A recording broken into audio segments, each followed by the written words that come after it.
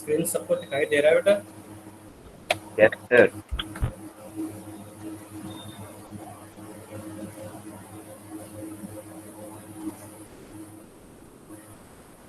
तो B block element कैसे चल रहा तुम लोगों का? क्या चल रहा है स्टडीज का? हाँ, याद हो पा रहा है रिएक्शंस?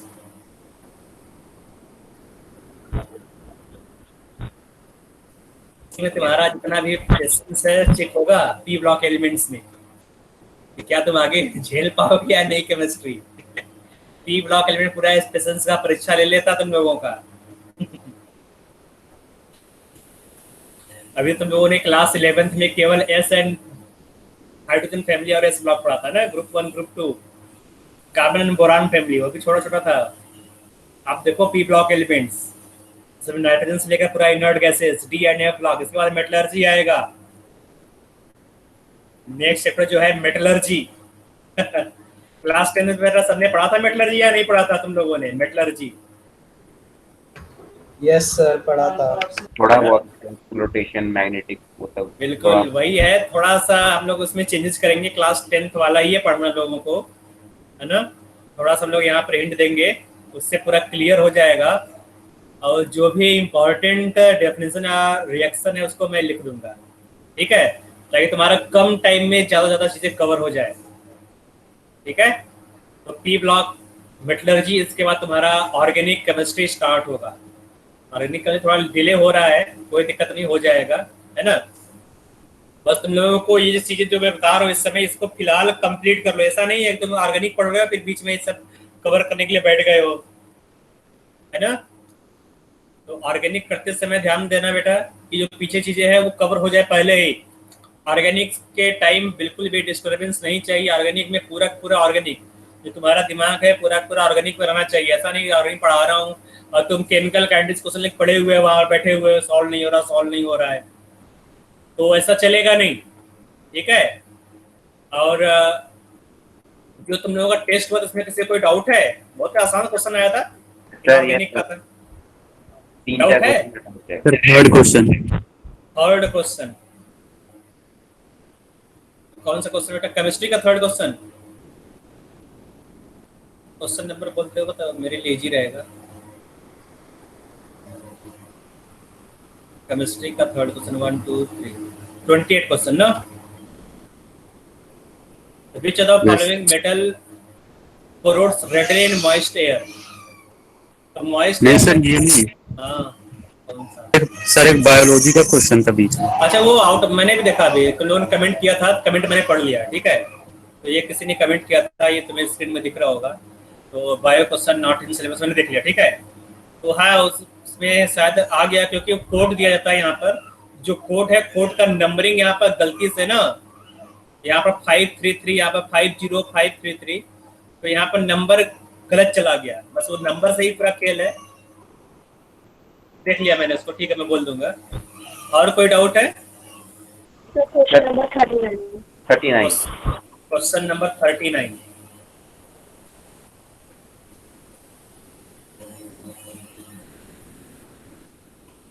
कमेंट कर देते तो मुझे मालूम चलता क्या प्रॉब्लम है। 39 में ये दिया गया है, most common oxidation state of caesium.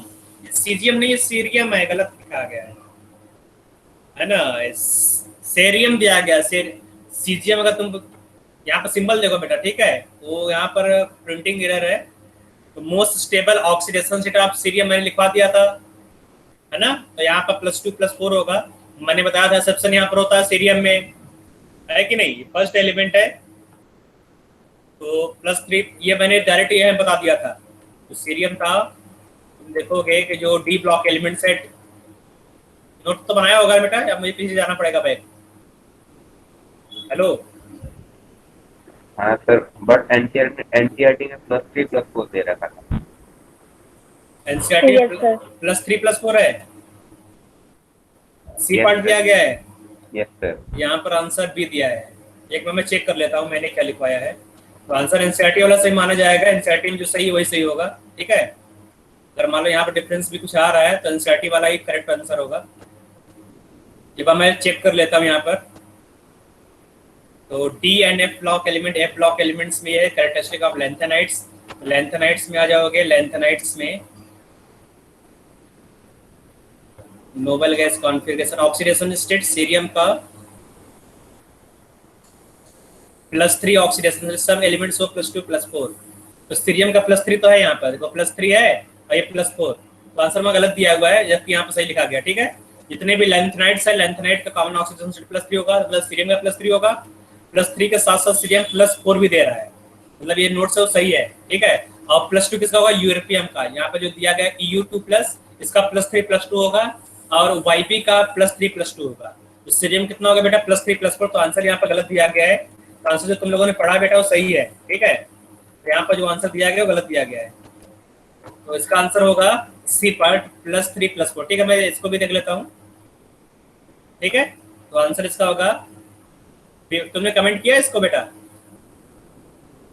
Hello, sir comment तो सिर्फ पेपर के रख सकता है। अच्छा ठीक है, मैं बता दूंगा, ये गड़बड़ था, ये आंसर इसका सी पार्ट होगा। ठीक है, सी पार्ट करेक्ट आंसर है। सर एक और 40 क्वेश्चन देख लो। क्वेश्चन नंबर 40, बोलो बेटा क्या प्रॉब्लम है इसमें बताओ। सर हाँ इसमें बोलो। डी ऑप्शन सही है, क्या 5G वाला। 5G, ये है 5G। अच्छा, ये 5G सर आर्बिट्रल इसका लिखा डी हुआ होना चाहिए ना। है। ओके ओके, ये G नहीं है, F लिखा जाना चाहिए यहाँ पर, ये 5G लिख दिया है। ओके, कहाँ से यार इतना माइन्यूट मतलब इतना ध्यान देकर देखना पड़ता है क्वेश्चन को। क्वेश्चन अगर खुद किया जाए तो समझ में आता है, यहाँ पर टाइप करने में कहाँ गलत हो जाएगा। ठीक है, तो इसमें भी गड़बड़ दिए, 5F होना चाहिए, तो द 5G ऑर्बिटल नहीं है, 5F ऑर्बिटल, क्योंकि जो लेंथेनाइट्स है, लेंथेनाइट में G ऑर्बिटल होता नहीं है, G ऑर्बिटल में इलेक्ट्रॉन्स नहीं होते हैं, F ऑर्बिटल्स में ही इलेक्ट्रॉन्स होते हैं, तो 5F orbital. The extent of the 5F orbital extend further from the nucleus than 4F, 4F ज्यादा 5F होगा। तो ये अंडरस्टूड है, क्योंकि ऊपर सब 5F आ रहा है, तो यहाँ पर 5F होना चाहिए। ठीक है, सर इसका सीनियर होना चाहिए। तो actinides more reactive than lanthanides, क्यों? एक्टिनाइट लेंथेनाइट ज्यादा रिएक्टिव होता है बेटा। जो एक्टिनाइट है वो रेडियो एक्टिव होता है, रेडियो एक्टिव होने से मतलब ये नहीं कि वो रिएक्टिव होगा, उसका न्यूक्लियस अनस्टेबल होता है। और जो लेंथेनाइट्स है, लेंथेनाइट रेयर अर्थ मेटल है, और ये एक साथ पाया जाता है बेटा, इसका रिएक्टिविटी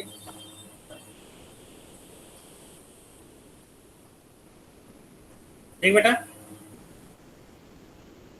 तो क्या आंसर एनसीईआरटी में क्या दिया है, एनसीईआरटी में क्या दिया है, एक्टिनाइट ज्यादा रिएक्टिव या लेंथेनाइट्स?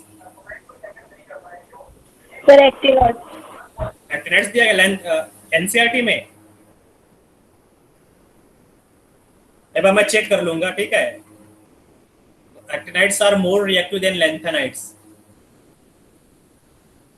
Okay. साथ मैंने लिखवाया नहीं नोट्स में, रिएक्टिविटी ऑर्डर इसमें नहीं दिया गया है।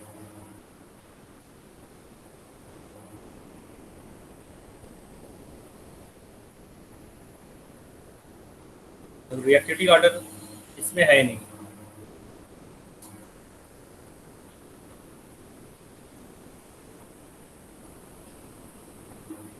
ठीक है, और कोई क्वेश्चन है बेटा,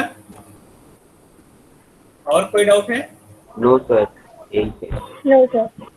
ओके, तो एनसीईआरटी का मान लो कुछ है, कहीं पर कॉन्फ्लिक्ट आ रहा है, जो मेरा नोट्स है या फिर जो क्वेश्चन कहीं पर कोई किसी भी बुक में कोई क्वेश्चन है, उसमें कहीं पर भी कोई कॉन्फ्लिक्ट आ रहा है, मतलब कुछ यहाँ पर उल्टा दिया गया है, एनसीईआरटी कुछ और बोल रहा है, जो एनसीईआरटी में बोलेगा वही फॉलो किया जाएगा। ठीक है, जो एनसीईआरटी में लिखा होगा वही मान्य होगा। समझ आ रहा बेटा? कहीं पे अगर दे दिया जाए कि reactivity of lanthanide is more than actinides, तो अगर एनसीईआरटी में दिया गया एक्टिनाइट का रिएक्टिविटी ज्यादा है, तो एक्टिनाइट को ही तुम मानोगे एक्टिनाइट का रिएक्टिविटी ज्यादा है। ठीक है, तो मैंने एनसीईआरटी में देखा नहीं रिएक्टिविटी अंडर कहाँ लिखा हुआ है, मैं बस दोबारा चेक करूंगा। एक्चुअली मैं पूरा एनसीईआरटी पढ़ा हूँ, लेकिन हो सकता है कहीं मिस हो गया हो मुझसे। ठीक है, नोट्स बनाने से पहले मैं पूरा एनसीईआरटी के बाद जरूर पढ़ता हूँ, उसके बाद मैं नोट्स को बनाता हूँ यहाँ पर। और कोई डाउट किसी को? No sir, no. ठीक है बेटा, तो आगे चलते हैं यहाँ पर। एक मिनट, ये तो डी एन एफ ब्लॉक है, तो डी एन एफ ब्लॉक बेटा पढ़ते रहना, तो डीएनए ब्लॉक में जो केमिकल इक्वेशन है, रिएक्शन वगैरह दिया गया है, वो नहीं पूछेगा। इसके बाद देखो बेटा, ये तुम्हारा मेटलर्जी है। मेटलर्जी से पहले ये है तुम्हारा, हैंग हो गया, एक मिनट मैं इसको रीओपन कर रहा हूँ इसको।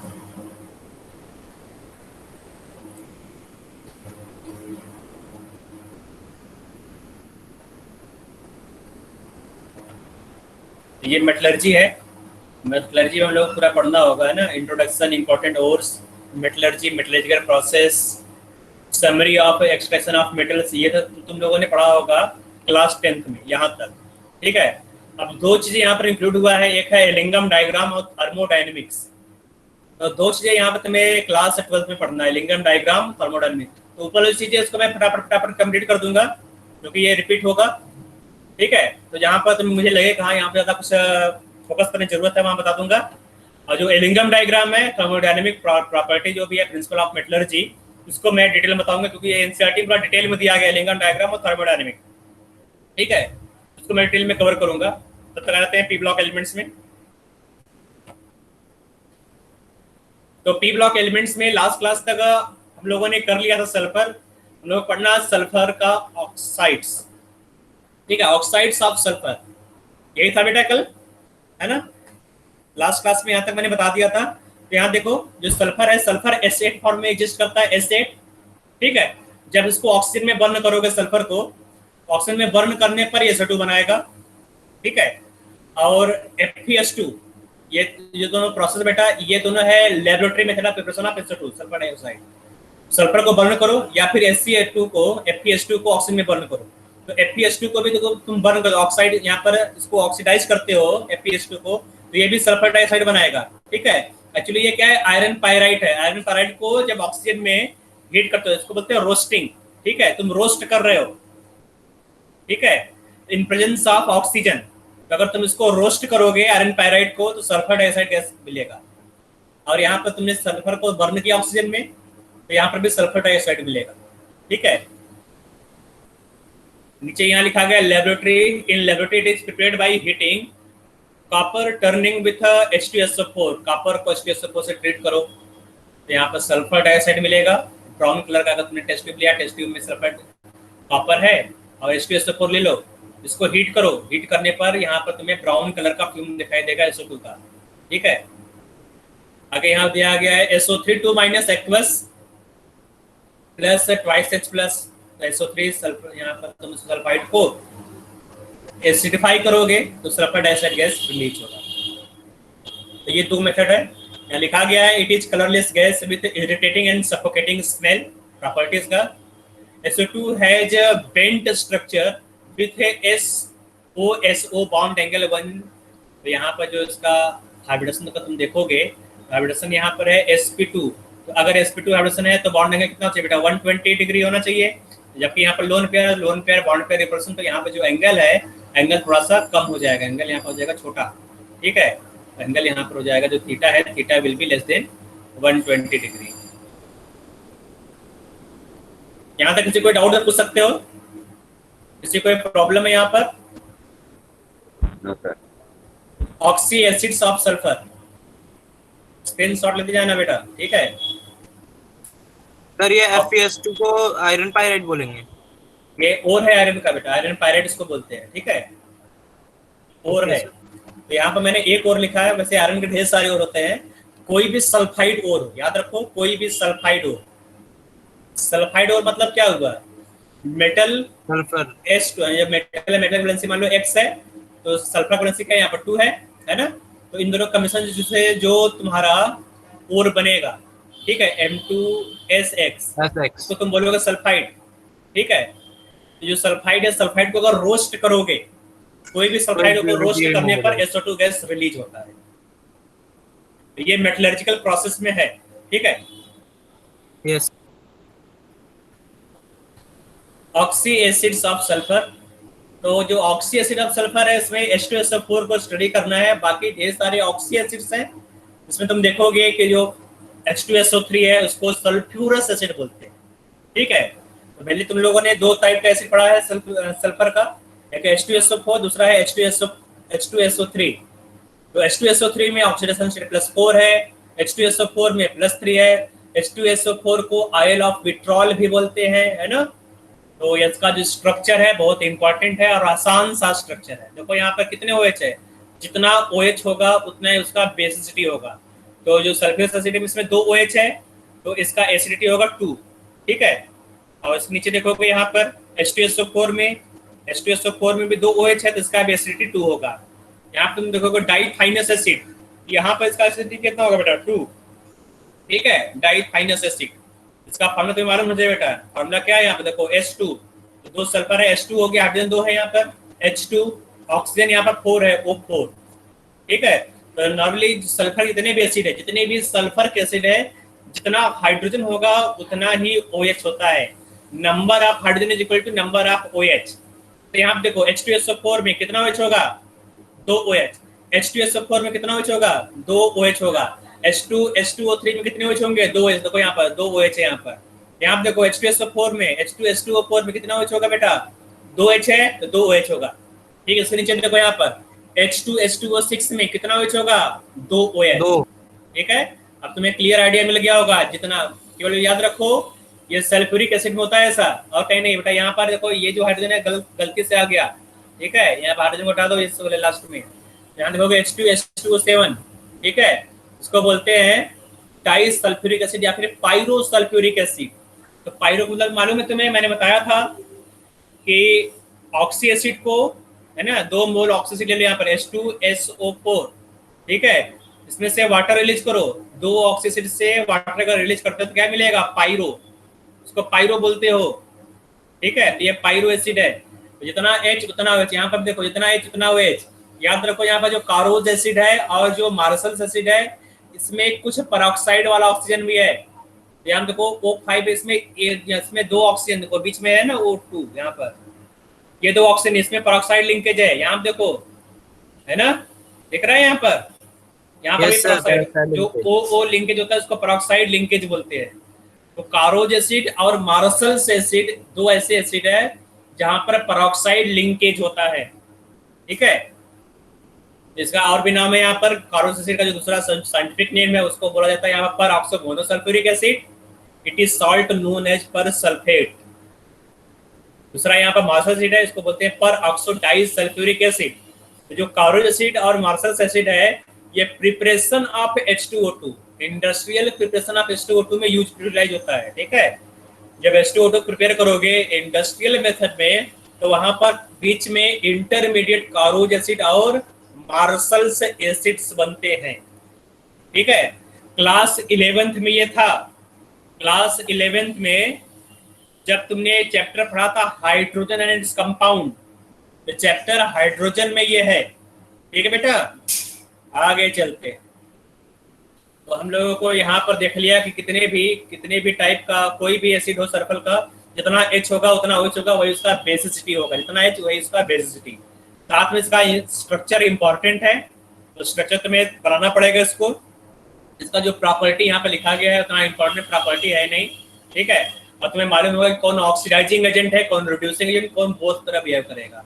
अगर ऑक्सीडेशन स्टेट सल्फर का +6 है, इसका मतलब ये और फर्दर ऑक्सीडाइज नहीं हो पाएगा, इसका मतलब ये खुद रिड्यूस होगा, दूसरे को ऑक्सीडाइज करेगा। तो अगर +6 वाला है तो क्या होगा ऑक्सीडाइजिंग एजेंट, +6 वाला अगर है तो ऑक्सीडाइजिंग एजेंट, +6 वाला है तो ऑक्सीडाइजिंग एजेंट, ठीक है। और अगर ऑक्सीडेशन स्टेट कम है जैसे +3 +5, ठीक है, यहाँ पर +4 दिया गया है, तो जनरली ये दोनों तरह ऑक्सीडाइजिंग एजेंट और रिड्यूसिंग एजेंट दोनों तरह बिहेव करता है। तो यहाँ देखो स्ट्रॉन्ग रिड्यूसिंग एजेंट, ठीक है, ये रिड्यूसिंग एजेंट यहाँ पर दिया गया है। आ जाओ यहाँ पर देखते हैं सल्फ्यूरिक एसिड।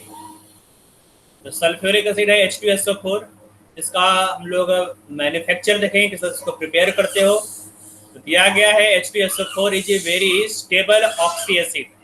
याद रखो बेटा यहाँ पर ऑक्सी एसिड लिखा गया है लेकिन NCERT में ऑक्सो एसिड लिखा गया है, तो कोई प्रॉब्लम नहीं, चाहिए ऑक्सी एसिड लिखा गया हो चाहे ऑक्सो एसिड लिखा गया, दोनों का मतलब एक है, ठीक है। तो oxy acid of sulphur, it is often called king of chemicals since it is one of the most useful chemicals in industry तो जनरली जितने भी डेवलप्ड कंट्री है उसमें हम लोग जो जितने भी इंडस्ट्रियल प्रोसेस है उसमें हम लोग के जितना ज़्यादा सल्फ्यूरिक एसिड का यूटिलाइजेशन होगा, जितना ज़्यादा सल्फ्यूरिक एसिड का खपत होगा, उतना हम लोग मानते हैं कि हाँ ये इंडस्ट्री डेवलप कर रहा है या फिर वो कंट्री डेवलप कर रहा है। ठीक है, क्योंकि जितने भी केमिकल्स हैं उसमें लगभग हर एक इंडस्ट्री में सल्फ्यूरिक एसिड का यूज होता है। आगे देखो लिखा हुआ है मैन्युफैक्चर ऑफ सल्फ्यूरिक एसिड। इसमें केवल एक प्रोसेस पढ़ना है, वो है कॉन्टैक्ट प्रोसेस। ठीक है, बहुत ही आसान प्रोसेस ये है। ठीक है, इसमें डायग्राम बना हुआ, डायग्राम पर बाद में आएंगे। सबसे पहले देख लेते हैं कॉन्टैक्ट प्रोसेस में है क्या। इसका नाम कॉन्टैक्ट प्रोसेस क्यों पड़ा है यहाँ पर, उसको भी देख लोगे। तो सबसे पहले क्या होता है कॉन्टैक्ट प्रोसेस में, सल्फर को बर्न करके सल्फर डाइऑक्साइड बनाया जाता है। देख रहे हैं यहाँ पर, या तो तुम सल्फर डाइऑक्साइड बनाओगे सल्फर को बर्न करके, या फिर तुम आयरन पायराइड, ये आयरन पायराइड है, आयरन पायराइड को रोस्ट करके सल्फर डाइऑक्साइड बनाओगे। ठीक है, तो यहाँ पर जो primary source of sulphur dioxide क्या है बेटा, सल्फर होगा या तो आयरन पायराइड्स होगा। तो बेसिकली तुम्हें पहले सल्फर डाइऑक्साइड बनाना है। जब सल्फर डाइऑक्साइड को कैटलिस्ट के प्रेजेंस में ऑक्सीजन से रिएक्ट कराते हो, एयर, यहाँ पर जो ऑक्सीजन है बेटा कहाँ से मिलेगा, एयर से। सल्फर डाइऑक्साइड को और फर्दर ऑक्सीडाइज करते हैं in presence of air. Sulphur dioxide oxidise होकर SO3 बना लेता है। ठीक है, SO3 सल्फर ट्राइऑक्साइड। और ये जो सल्फर ट्राइऑक्साइड है ना, इसको तुम वाटर से रिएक्ट करा दो H2O से, तो सल्फर ट्राइऑक्साइड प्लस वाटर क्या बना लेगा, H2SO4 बना लेगा। ठीक है, तो 2 स्टेप का प्रोसेस है। फर्स्ट स्टेप में हम लोग क्या बनाते हैं, सल्फर डाइऑक्साइड, और सेकेंड स्टेप में सल्फर डाइऑक्साइड को ऑक्सीडाइज कर दोगे तो सल्फर ट्राइऑक्साइड बन जाएगा। ठीक है, और जनरली हम लोग यहाँ पर वाटर का यूज बिल्कुल भी नहीं करते इस प्रोसेस में। जब तुम सल्फर एसिड बनाते हो तो वाटर का यूज नहीं करते हैं।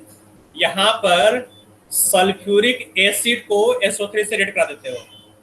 जो SO3 है इसको तुम रिएक्ट करा दोगे H2SO4 से।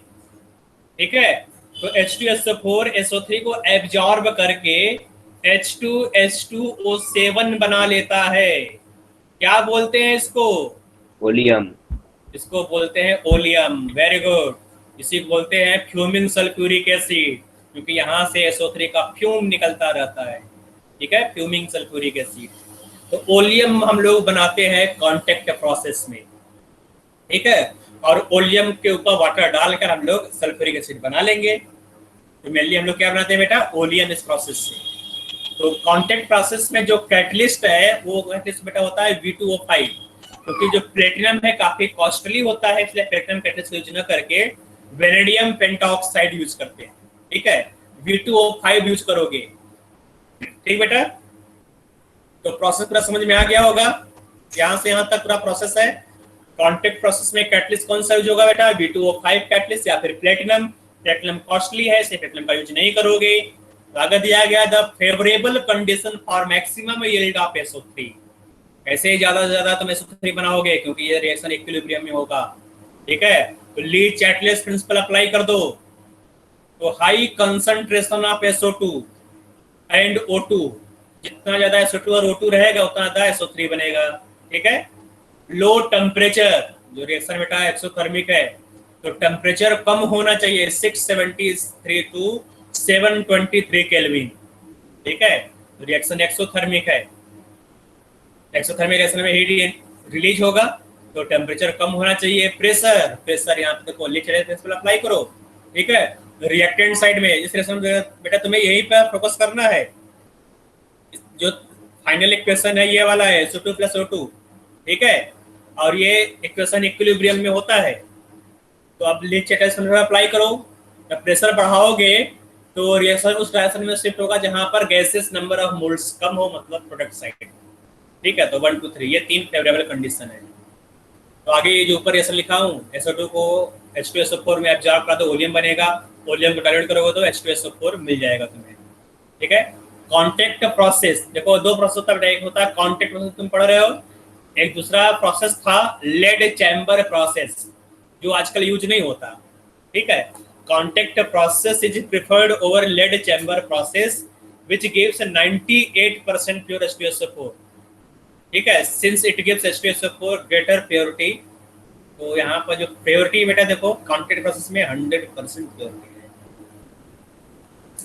तो ये कुछ डायग्राम है जो एनसीईआरटी में बनाया गया है बेटा, इसको देख लो।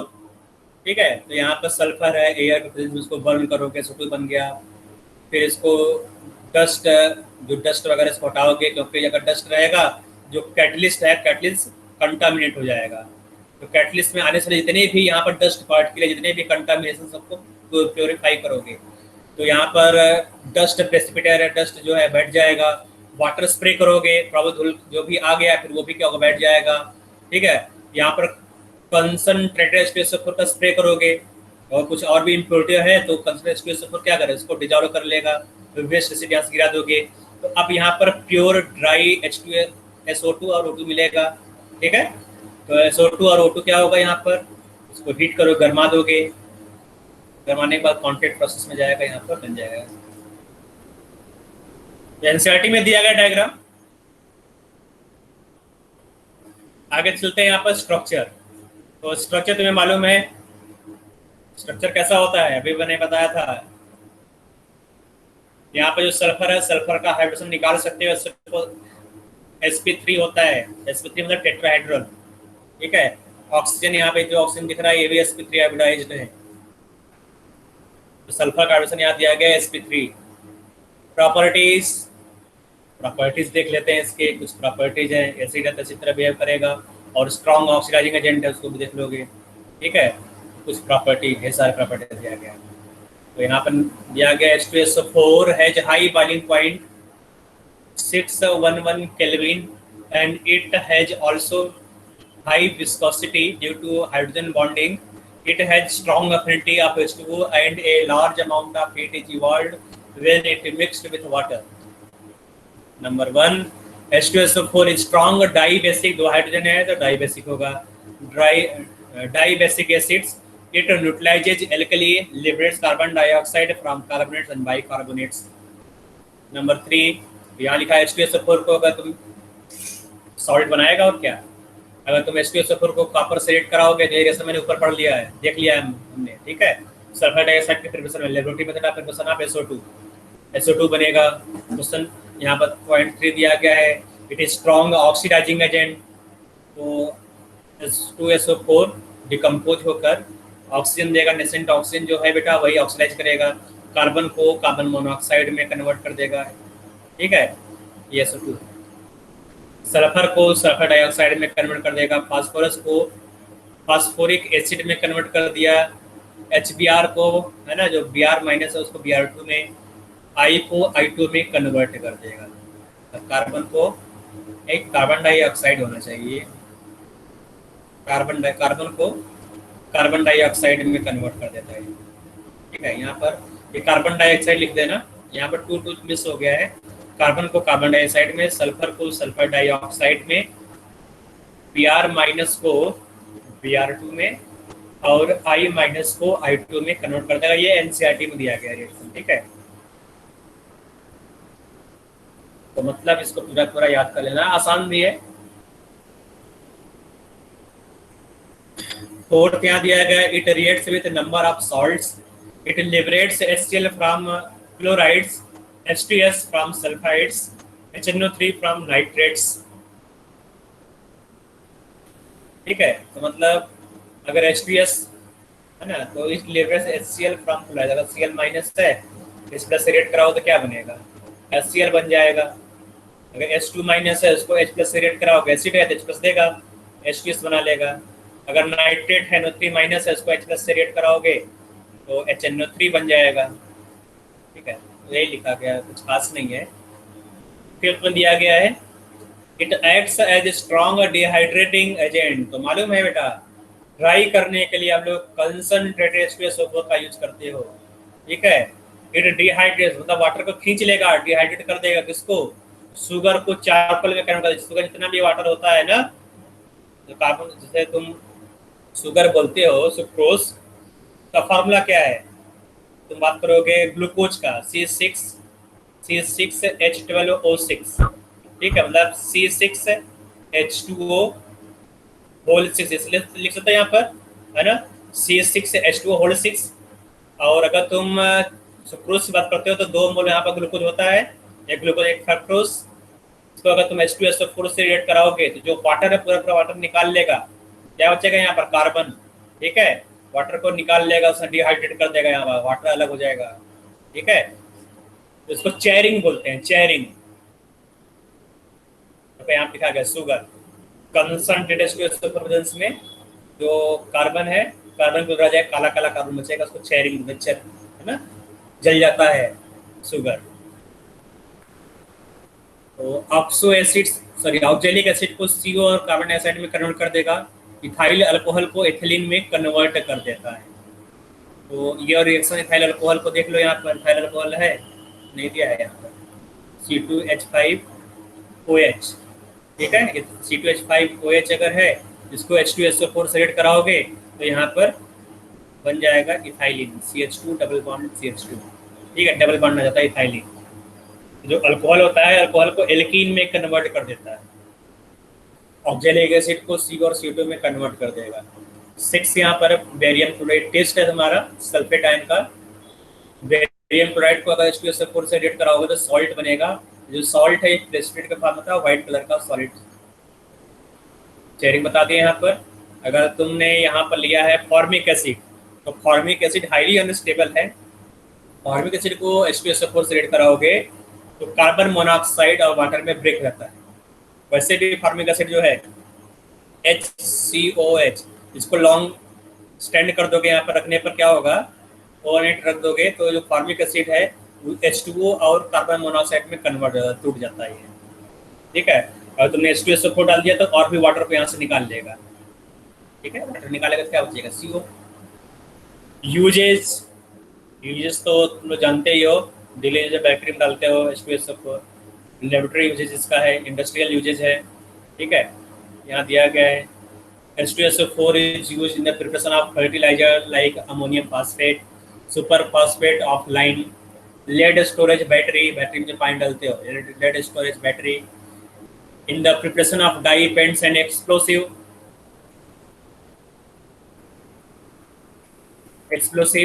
in textile and paper industry, for training of tanning मतलब कि थोड़ा सा जो सूज वगैरह देखते हो, सूज है ना, तो सूज में आगे साइड टैन लगा होता है ना, थोड़ा सा काला काला टाइप होता है। जो लेदर होता है, लेदर का टैनिंग में ये यूज होता है। तो हर tanning of leather as a dehydrating agent, मतलब खींच लेगा डिहाइड्रेटिंग एजेंट।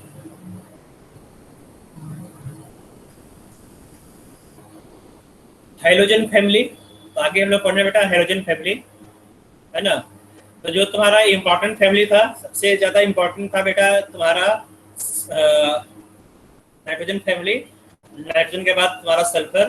ठीक है, ये दोनों बहुत ही इंपॉर्टेंट, बहुत सारा क्वेश्चन यहाँ पर नाइट्रोजन सल्फर से पूछा जाता है। ठीक है, अब जो नोबल गैसेस यहाँ क्वेश्चन बहुत कम पूछा जाता है, और हाइड्रोजन फैमिली से बहुत ही कम। ठीक है, नोबल गैस सबसे लेस इंपॉर्टेंट है, और थोड़ा ज्यादा इंपॉर्टेंस अगर है तो हाइड्रोजन फैमिली का।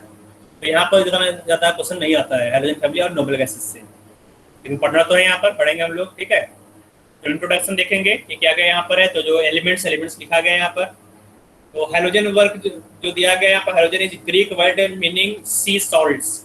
जो हाइड्रोजन है, जैसे तुम्हारा हो गया क्लोराइड। ठीक है, तो क्लोराइड किससे मिलता है, NaCl से मिलेगा, है ना। तो जितने भी है NaBr, Na, ये सब सॉल्ट से मिलता है, सी सॉल्ट से मिलता है, इसलिए इसको हाइड्रोजन से बोला गया। प्रॉपर्टी नंबर 2 यहाँ देखेंगे, इलेक्ट्रॉनिक कॉन्फ़िगरेशन। तो इलेक्ट्रॉनिक कॉन्फ़िगरेशन काफी आसान है, दिख रहा होगा यहाँ पर NH2NP5 टाइप का इलेक्ट्रॉनिक कॉन्फ़िगरेशन है, कोई एक्सेप्शन नहीं है यहाँ पर, सिंपली यहाँ पर लिखते जाओगे n+l रूल से। फिजिकल प्रॉपर्टी, तो फिजिकल प्रॉपर्टी है ढेर सारे यहाँ पर। देखो नंबर 1 फिजिकल स्टेट।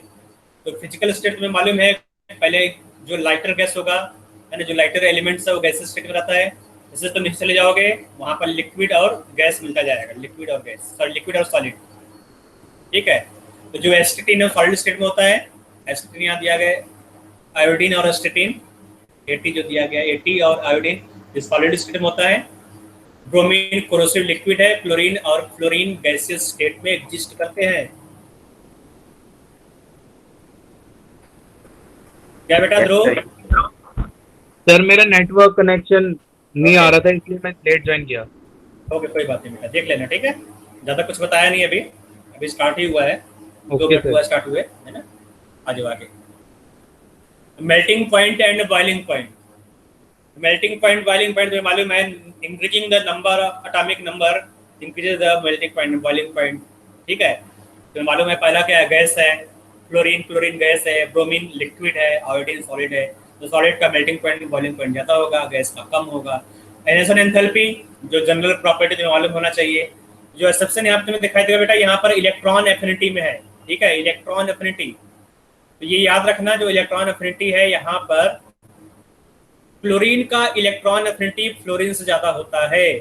ठीक है, क्लोरीन का इलेक्ट्रॉन एफिनिटी फ्लोरीन से ज्यादा होता है बिकॉज ऑफ रीजन क्या है यहाँ पर, रीजन यहाँ पर है सरफेस एरिया।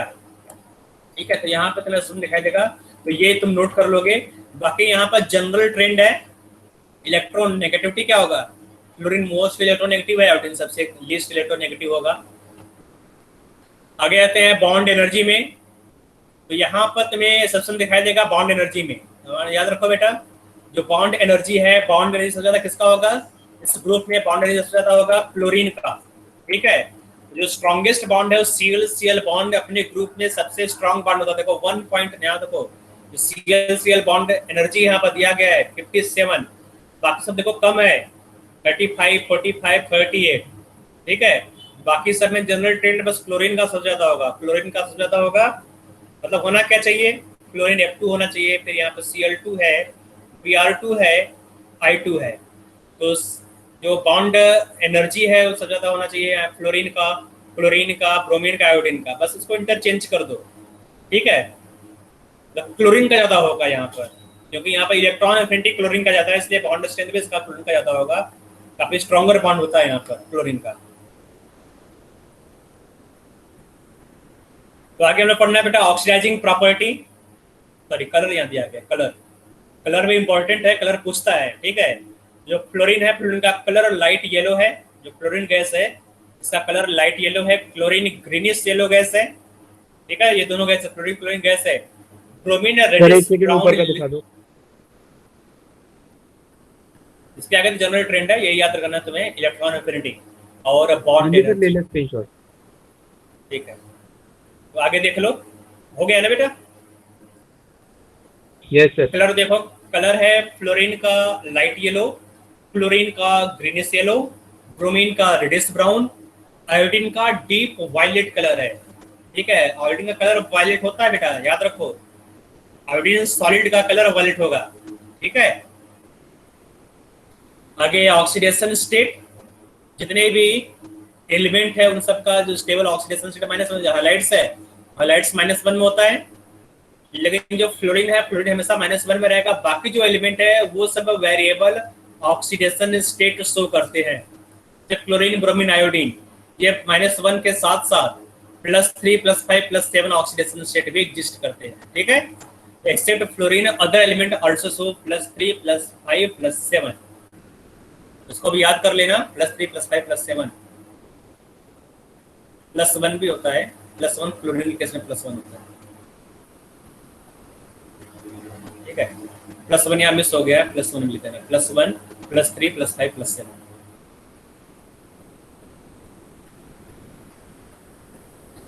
आगे oxidising power, oxidising power electron negativity का ऑर्डर होता है। जितना ज्यादा इलेक्ट्रॉन नेगेटिव होता है ऑक्सीडेशन, ऑक्सीडाइजिंग पावर इस ग्रुप के लिए। ठीक है, तो फ्लोरीन का इलेक्ट्रॉन नेगेटिविटी ज्यादा है तो ऑक्सीडाइजिंग पावर फ्लोरीन का ज्यादा होगा, फिर क्लोरीन का, फिर ब्रोमीन का, फिर आयोडीन का।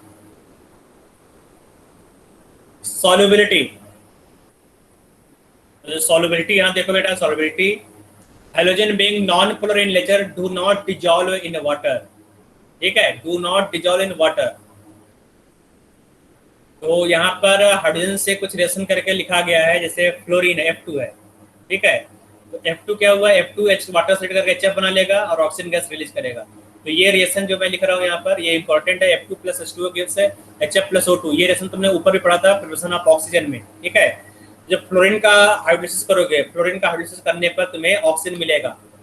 साथ में अगर तुमने एक्सेस ऑफ वाटर ले लिया तो ओजोन बन जाएगा। तो ये प्रिपरेशन ऑफ ओजोन में तुमने पढ़ा था, ये दोनों रिएक्शन ऊपर हो चुका है, preparation of oxygen and ozone में, ठीक है। तो ये इंपॉर्टेंट है, दो बार रिएक्शन आया हुआ है, हाइड्रोजन फैमिली में भी ऑक्सीजन फैमिली में भी, मतलब इसका इंपॉर्टेंस ज्यादा है, ठीक है, इसलिए मैंने इसको हाईलाइट कर दिया। The fluorine highly soluble, chlorine and bromine are fairly soluble, iodine is least soluble in water, ठीक है। जो आयोडीन का सॉल्युबिलिटी है सबसे कम होगा। केमिकल प्रॉपर्टीज, कुछ केमिकल प्रॉपर्टी भी है इस ग्रुप की, आसान है, ज्यादा डिफिकल्ट नहीं है ना। जिस तरह से नाइट्रोजन फैमिली था उससे आसानी है यहाँ पर केमिकल प्रॉपर्टी। तो रिएक्टिविटी, तो तुम्हें देखना रिएक्टिविटी किस ज्यादा होगा, ऑब्वियसली, है ना। जो फ्लोरीन है, फ्लोरीन का इलेक्ट्रॉन नेगेटिविटी जाता है, तो तेजी से रिएक्ट करके फ्लोरीन ज्यादा रिएक्ट करेगा, है ना। तो जो हाईलाइट साइन है F-Cl-Br-, में फ्लोरीन, क्लोरीन, ब्रोमीन, आयोडीन, ये इलेक्ट्रॉन नेगेटिविटी का ऑर्डर है, वही रिएक्टिविटी का ऑर्डर होगा। रिएक्टिविटी विथ वाटर, देखो ये रिएक्शन तो तीसरी बार आ गया यहाँ पर, देखो ये वाला रिएक्शन, ठीक है, रिएक्शन विथ वाटर। तो याद रखो, जब क्लोरीन से वाटर से रिएक्ट कराओगे तो ऑक्सीजन और ओजोन बनता है, ठीक है, ये हो गया। अगर क्लोरीन का हाइड्रोलिसिस करोगे तो क्लोरीन क्या बनाएगा, क्लोरीन का जो रिएक्शन, क्लोरीन और ब्रोमीन का सेम टाइप का रिएक्शन देखो, ठीक है। क्लोरीन अनैमलस बिहेवियर शो करता है, क्लोरीन का जो प्रॉपर्टी वो अलग रहेगा बाकी ग्रुप से। यहाँ पर क्लोरीन और ब्रोमीन दोनों का रिएक्शन ऑलमोस्ट सेम है, तो क्लोरीन और ब्रोमीन इन दोनों का डिसप्रपोर्शनेशन होता है। क्लोरीन यहाँ पर जीरो स्टेट में है, 0 -1 +1 में चला गया, ब्रोमीन 0 है, ब्रोमीन -1 +1 चला गया, तो क्लोरीन और ब्रोमीन का डिसप्रपोर्शनेशन होता है, ठीक है। जो आयोडीन है, आयोडीन वाटर में सॉल्युबल नहीं है, का सॉल्युबिलिटी बहुत कम होता है। अगर तुम आयोडीन को डिजॉल्व करना चाहते हो वाटर में, तो यहाँ पर पोटेशियम आयोडाइड डाल दो, तो पोटेशियम आयोडाइड आयोडीन को एब्जॉर्ब कर लेगा, अडक्ट बना लेगा, दिख रहा है यहाँ पर अडक्ट, Al2 + Ki दोनों मिलकर यहाँ पर अडक्ट बना लिए हैं Ki2, ठीक है। अब फिर जो I2 माइनस है, जो I2 यहाँ पर है ना, यहाँ पर I3 माइनस बना लेता है। एक मिनट बेटा, ये I3 है, I3 कर लो, इसको करेक्ट कर लेता हूँ मैं बेटा, यहाँ गड़बड़ लिख दिया गया यहाँ पर।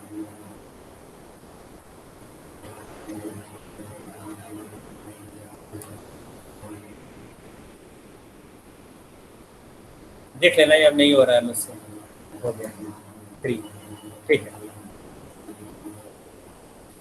तो Ki3 बना लिया, तो एक्चुअली यहाँ पर क्या I2 है, Ki में I माइनस है, तो यहाँ पर I, ये आईने की क्वेश्चन ऊपर वाले का, आईने की क्वेश्चन नीचे दिया गया, ठीक है। I2 + I minus gives I3 minus, ये कॉम्प्लेक्स आयन यहाँ पर है, ठीक है, ये कॉम्प्लेक्स बना लेता है Ki3 माइनस, इस तरह से ये कॉम्प्लेक्स बना लेता है, ठीक है। जो I3 माइनस है ये लीनियर होता है, इसका जो स्ट्रक्चर होगा ये लीनियर होता है, ठीक है। इसका स्ट्रक्चर मैं पूछ दिया था आईटी में, ये 2015 में पूछा था, ठीक है, कि I3 माइनस का स्ट्रक्चर क्या होगा, लीनियर स्ट्रक्चर होता है, एडवांस पूछा था ये।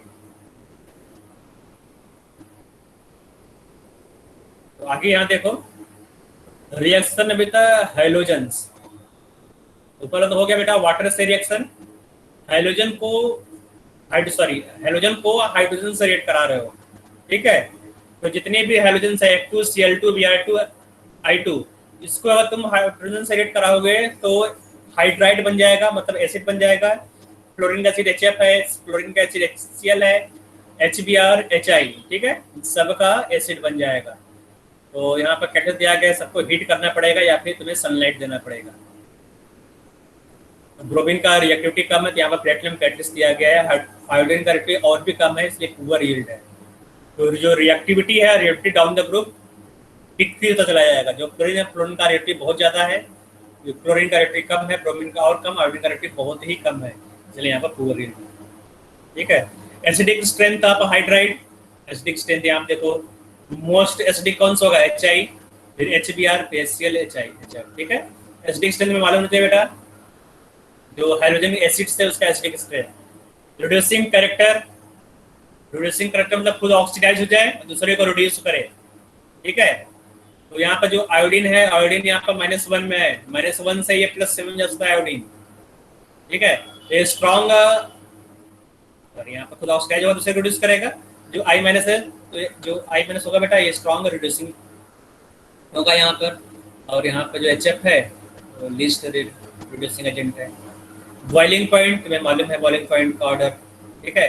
जो HF का बॉइलिंग पॉइंट ज्यादा क्यों आ गया यहाँ पर, क्वेश्चन पूछेगा। वाई यहाँ देखो, यहाँ पर जनरल ट्रेंड यहाँ पर इस तरह से होना चाहिए, HF होना चाहिए, इसके बाद क्या होना चाहिए बेटा HCl, HBr, फिर HI, ठीक है। तो जो बॉइलिंग पॉइंट ज्यादा होना चाहिए HI का, सबसे कम होना चाहिए HF का, जबकि यहाँ पर बॉइलिंग पॉइंट दिया गया HF का ज्यादा बिकॉज ऑफ हाइड्रोजन बॉन्डिंग, ठीक है। H बॉन्डिंग यहाँ पर होता है HF में, ठीक है। तो HF में H बॉन्डिंग, इसलिए यहाँ पर जो सबसे नीचे होना चाहिए सबसे पहले आ गया, जो यहाँ पर होना चाहिए HF को यहाँ पर होना चाहिए, तो यहाँ का सबसे आगे हो गया HF, ठीक है। थर्मल स्टेबिलिटी बॉन्ड स्ट्रेंथ सबसे छोटा यहाँ पर HF का है, तो ज़्यादा स्टेबल होगा। जितना छोटा बॉन्ड स्ट्रेंथ होगा उतना ज़्यादा स्टेबिलिटी होगा, ठीक है। तो हाइड्रोजन भी छोटा, क्लोरीन भी छोटा, बॉन्ड लेंथ छोटा, तो थर्मल स्टेबिलिटी ज़्यादा होगा। HI का सर थर्मल HF सबसे कोने में क्यों लिखा सर? किसमें बेटा क्या बॉइलिंग पॉइंट में बॉइलिंग पॉइंट HF में हाइड्रोजन बॉन्डिंग है ना। तो फिर सबसे ज्यादा होगा ना उसका। हाँ, तो हाइड्रोजन बॉन्डिंग सबसे ज़्यादा है, इसलिए यहाँ पर बताया कि यहाँ पे HF होना चाहिए, जबकि यहाँ पर दिया गया कि HF जो है सबसे पहले है ना। इसलिए HF का जो है, क्योंकि HF में क्या है हाइड्रोजन बॉन्डिंग है, इसलिए यहाँ पे HF नहीं है, सबसे पहले है, ठीक है। इसको मैं हटा दूँ क्या, कंफ्यूजन लग रहा है, कंफ्यूज हो जा रहा है, ठीक है। बस लास्ट को हटा दिया, एक हटा दिया मैंने। थर्मल स्टेबिलिटी, हाँ बोलो सर। एसिडिक स्ट्रेंथ वाला दोबारा समझा देना एक बार। एसिडिक स्ट्रेंथ देख लो बेटा, एसिडिक स्ट्रेंथ सबसे ज़्यादा होगा, यहाँ पर HF है, फिर क्या है HCl है, फिर क्या है HBr है, फिर क्या है HI है ना। एसिडिक स्ट्रेंथ मतलब क्या देगा ये H+, और क्या देगा यहाँ पर H++ X- देगा, मतलब कि तुम्हें HF बॉन्ड को ब्रेक करना, तभी तो H+ मिलेगा एसिडिक स्ट्रेंथ के लिए। तो किसको ब्रेक करना इजी है बताओ? जिसकी बॉन्ड लेंथ ज्यादा हो। इसका बॉन्ड ले जाए तो उसको इजीली ब्रेक कर ले जाओगे, इसका मतलब ये इजीली ब्रेक हो जाएगा HI। तो किसका एसिडिक स्ट्रेंथ ज्यादा होगा? HI का। तो ये ऑर्डर दिया गया है ना, एसिडिक स्ट्रेंथ में HI का ज्यादा है, HF का सबसे कम है, ठीक बेटा। Okay sir. आगे आ जाते हैं, मतलब बोलना जो HF है ये वीक एसिड है ना, ये एसिटिक एसिड टाइप का CH3COH, इसके कंपेरिजन में है HF, ठीक है। 10⁻³ का रेंज में आता है यहाँ पर। तो ये वीक एसिड HF, याद रखो, स्ट्रॉन्ग एसिड में नहीं आता है।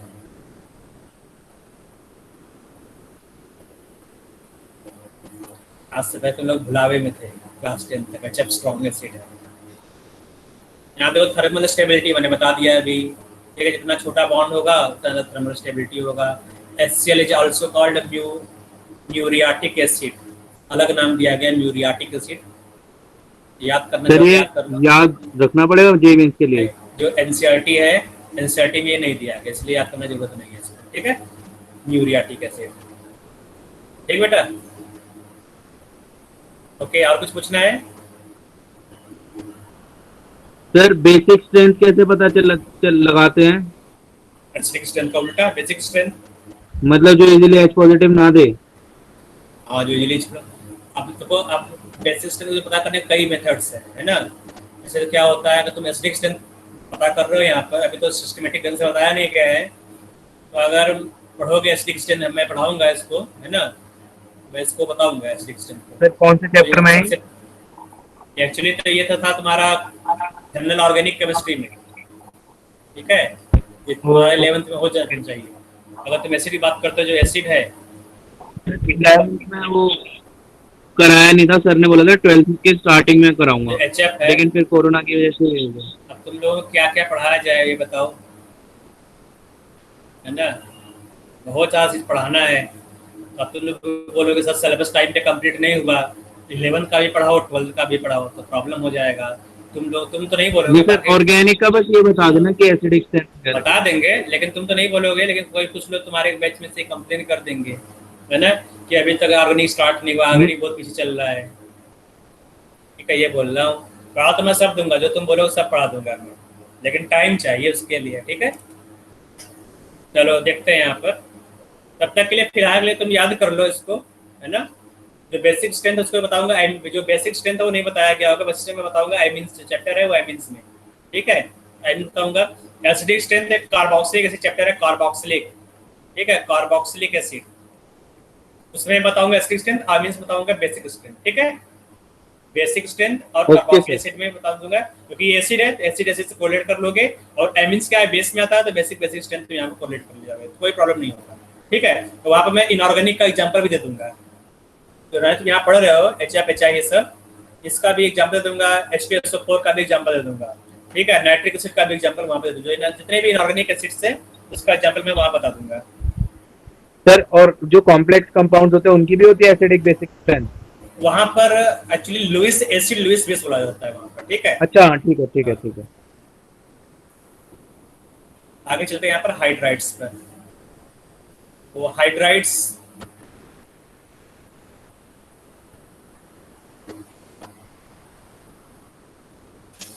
हाइड्राइड्स में तुम्हें याद करना है बेटा डाइपोल मोमेंट। तो यहाँ पर जो HX है उसका डाइपोल मोमेंट देखो इस ऑर्डर में दिया गया है। ठीक है, और ये जो ऑर्डर है, तो ऑर्डर तुम देख रहे हो यहाँ पर। ठीक है, ये थोड़ा सा अलग हट कर है ना। जो HF है, HF का तुम डाइपोल मोमेंट देखोगे 1.74 है, HCl का 1.7 है, HBr का 7.8 है। ठीक है, तो यहाँ पर तुम देखोगे सबसे कम किसका है, HI का। HI का सबसे कम, HI से ज्यादा किसका बेटा, HI से ज्यादा तुम देखोगे HI 0.78 है, इससे ज्यादा है तुम्हारा HBr का।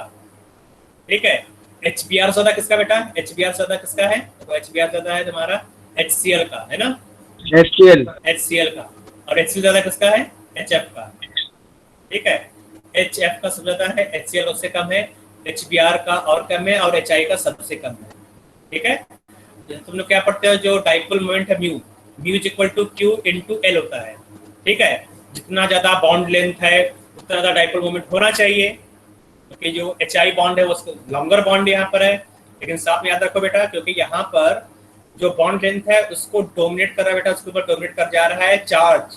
ठीक है, तो जो फ्लोरीन है, जो हाइलाइट्स है यहाँ पर, उसमें जो चार्ज सक्सेशन HF में ज्यादा होगा, क्योंकि इसका फ्लोरीन का इलेक्ट्रॉन नेगेटिविटी ज्यादा है। ठीक है, इसलिए जो डाइपोल मोमेंट है, डाइपोल मोमेंट का ऑर्डर रिवर्स आता है, जो होना चाहिए उसका रिवर्स आता है। ठीक है, तो यहाँ पे लिखोगे HF का जो बॉन्ड डाइपोल मोमेंट ज्यादा होगा, फिर HCl का, फिर HBr का, फिर HI का। तो ये ऑर्डर याद कर लेना। फिर आते हैं ऑक्साइड्स पर।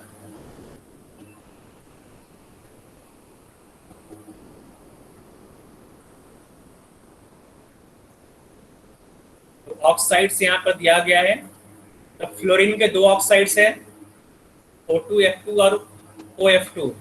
O2F2 में जो ऑक्सीजन, उसका ऑक्सीडेशन स्टेट याद रखो बेटा +2 है, O2F2 में ऑक्सीजन का ऑक्सीडेशन स्टेट +1 है। ठीक है, तो जो ऑक्सीजन है, ऑक्सीजन जो प्लस ऑक्सीडेशन स्टेट में एग्जिस्ट करता है, बस यही फ्लोरीन के साथ एग्जिस्ट करता है। ठीक है, O2F2 के साथ और OF2 के साथ। यहाँ पर जो ऑक्सीजन का ऑक्सीडेशन स्टेट पॉजिटिव होता है।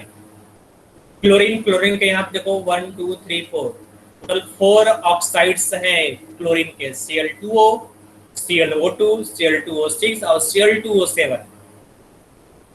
ब्रोमीन के 3 ऑक्साइड है, Br2O, इस तरह Cl2O, इस तरह Br2O। ठीक है, दूसरा ClO2, BrO2। ठीक है, Cl2O6 और यहाँ पर BrO3 है, Br2O3 होना चाहिए, और Br2O3, इसको Br2O3 कर लेना।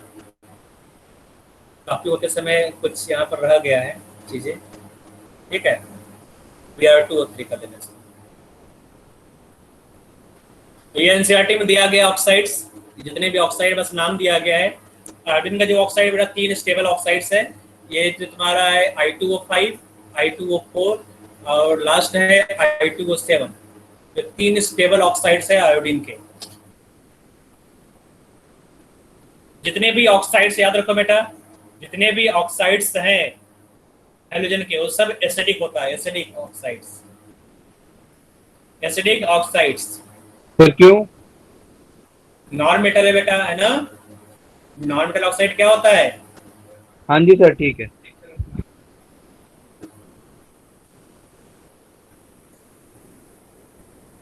आगे देखो, ऑक्सो एसिड्स दिया गया है। क्लोरीन की ऑक्सो एसिड देखो, क्लोरीन के 4 ऑक्सो एसिड है। सबसे ज्यादा जो ऑक्सी एसिड है फ्लोरीन का ही होता है, ठीक है। और जो फ्लोरीन है, फ्लोरीन वो ऑक्सो एसिड नहीं बनाता, यहाँ लिखा हुआ है fluorine does not form any oxo acids since it is the strongest oxidising agent, इसलिए इसके कोई भी ऑक्सो एसिड एग्जिस्ट नहीं करते हैं। क्लोरीन के 3 ऑक्सीडाइजिंग क्लोरीन के टोटल 4 ऑक्सी एसिड है, HClO, HClO2, HClO3 और HClO4। जो एसिडिक स्ट्रेंथ है वो बढ़ता जाएगा, मैंने बताया था जितना ज्यादा ऑक्सीडेशन स्टेट होगा उतना ज्यादा एसिडिक स्ट्रेंथ होगा, बताया था ना बेटा, याद होगा। तो सबसे ज्यादा एसिडिक स्ट्रेंथ किसका होगा? क्लोरीन में। जिसका ऑक्सीडेशन स्टेट ज्यादा उसका एसिडिक स्ट्रेंथ भी ज्यादा होगा, ठीक है। ओके, तो इन चारों में ज्यादा एसिडिक स्ट्रेंथ होगा HClO4 का, लीस्ट एसिडिक होगा HClO। अगर तुम यहाँ से यहाँ पर जाओगे, मतलब क्लोरीन, ब्रोमीन, आयोडीन, जो एसिडिक स्ट्रेंथ हो डिक्रीज होता चला जाएगा। मतलब जो HCl का, जो क्लोरीन है, क्लोरीन का ऑक्सी एसिड, जो क्लोरीन है बेटा, क्लोरीन का ऑक्सी एसिड स्ट्रॉन्गर एसिडिक होगा, और जो आयोडीन का होगा, आयोडीन का ऑक्सी एसिड हो लीस्ट एसिडिक होगा, ठीक है। मतलब अगर इन तीनों कंपेयर करोगे HClO, HCl, BrO और HIO, तो इन तीनों में कौन सा एसिडिक होगा? HClO। जो HIO है उसका एसिडिक स्ट्रेंथ कम होगा, ठीक है। थर्मल स्टेबिलिटी और ऑक्सीडाइजिंग पावर भी दिया गया है। तो जो थर्मल स्टेबिलिटी है डाउन द ग्रुप वो बढ़ता चला जाएगा, जितना ज्यादा ऑक्सीडेशन स्टेट, ठीक है, उतना ज्यादा ऑक्सीडाइजिंग पावर, उतना ज्यादा थर्मल स्टेबिलिटी होगा। याद रखो, higher the oxidation state higher will be thermal stability and oxidising power.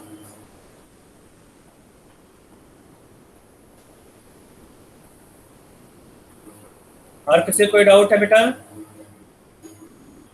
No sir. Sir oxidising power और थर्मल स्टेबिलिटी कैसे रिलेटेड है, ये बताना एक बार।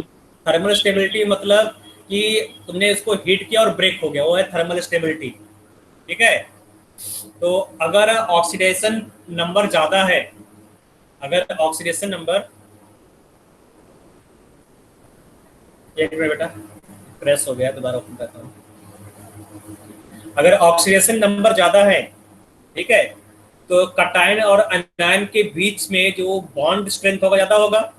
तुम बात करोगे ऑक्सीडेशन नंबर का, A+B- तरह से कोई सॉल्ट है, ठीक है, तो जितना ज्यादा ऑक्सीडेशन होगा उतना ज्यादा बेटा पॉजिटिव चार्ज होगा, यहाँ पर Q होगा, है ना, उतना ज्यादा इन दोनों के बीच में बॉन्ड होगा, बॉन्ड स्ट्रेंथ होगा, ठीक है। तो थर्मल स्टेबिलिटी समझ में आ गया बेटा? अच्छा, मतलब जितनी ज्यादा स्ट्रेंथ उतना ज्यादा हाँ, स्टेबल थर्मल स्टेबिलिटी। तो आगे यहाँ पर देखो, आगे हमें पढ़ना है यहाँ पर हाइब्रिडाइज्ड आयन, sp3 हाइब्रिडेशन सब में है, पर हैलेट्स मतलब ये HIO4, ठीक है, XIO4 तो मतलब पर हैलेट्स, ठीक है, पर हैलेट्स मतलब XO4-, इस आयन को पर हैलेट्स आयन बोलते हैं। तो आगे चलते हैं यहाँ पर। तो BrO4 इज स्ट्रॉन्गेस्ट, BrO4- होना चाहिए, BrO4- is the strongest oxidizing agent, though its reaction is quite slow, and ClO4- is the weakest. Third point यहाँ लिखा गया है, the acidity of oxo acids are the different halogen having the same oxidation number decreases with the increase in atomic size of the halogens। यहाँ पर ये clearly लिखा गया है। तो एसिडिक स्ट्रेंथ जो एसिडिटी है वो डिक्रीज होता चला जाएगा, मतलब क्लोरीन का ज़्यादा होगा, ब्रोमीन का कम होगा, आयोडीन का और कम हो जाएगा। तो वही यहाँ पर लिखा गया है, ठीक है। आगे पढ़ना है यहाँ पर रिएक्शन विद एल्कलीज। तो ये रिएक्शन बेटा इंपॉर्टेंट है, एल्कली से रिएक्शन कराओगे तो क्या बनेगा। तो यहाँ पर जो फ्लोरीन है, फ्लोरीन के लिए दूसरा रिएक्शन है, और बाकी हैलोजेंस के लिए मतलब Cl2, Br2, आयोडीन के लिए एक सा रिएक्शन है, ठीक है, क्योंकि जो फ्लोरीन है, फ्लोरीन एनामिलस बिहेवियर शो करता है, ठीक है।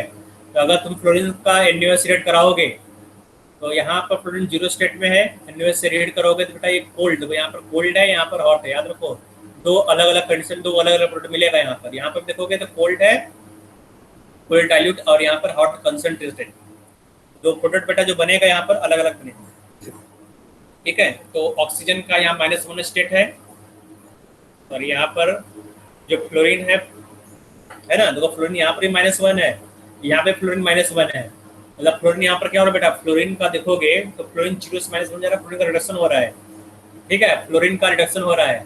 लेकिन जो ऑक्सीजन यहाँ पर है, ऑक्सीजन देखो NaOH में जो ऑक्सीजन है, ये ऑक्सीजन -2 स्टेट में है, -2 से यहाँ पर ऑक्सीजन क्या होगा बेटा, ऑक्सीजन यहाँ पर +2 और -2 में चला गया, ठीक है। तो यहाँ पर किसका ऑक्सीडेशन, किसका रिडक्शन हो रहा है बेटा, देखोगे जो फ्लोरीन है, फ्लोरीन 0 से -1 में गया, फ्लोरीन का रिडक्शन हुआ, ऑक्सीजन का ऑक्सीडेशन हुआ, ठीक है, ऑक्सीजन -2 से +2 चला गया, ऑक्सीजन का ऑक्सीडेशन हो रहा है, ठीक है। इस तरह से नीचे देखोगे अगर हॉट कंसंट्रेटेड है तो यहाँ पर क्या बनेगा, जो प्रोडक्ट है वो अलग है, यहाँ पर ऑक्सीजन गैस रिलीज होता है। बाकी अगर हाइड्रोजन तुमने लिया है, तुमने क्लोरीन लिया है, ब्रोमीन लिया है, आयोडीन लिया है, तो वहां पर डिसप्रपोर्शनेशन रिएक्शन होता है, ठीक है। तो H2 यहाँ पर X- और OX- बनाएगा यहाँ पर, जिसको हाइपोहाइलाइट्स बोलते हैं। और अगर हॉट कंसंट्रेटेड है तो उसको हाइलाइट बनेगा, ठीक है।